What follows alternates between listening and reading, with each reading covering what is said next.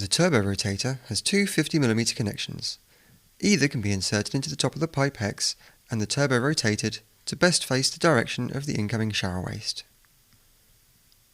Previously, the turbo was supplied with an O-ring seal on each connection to seal into the top of the pipe hex and to the push-fit turbo rotator cap. The turbo rotator is now supplied with only one O-ring. This should be used on the connection you wish to insert into the pipe hex, leaving the top connection without an O-ring.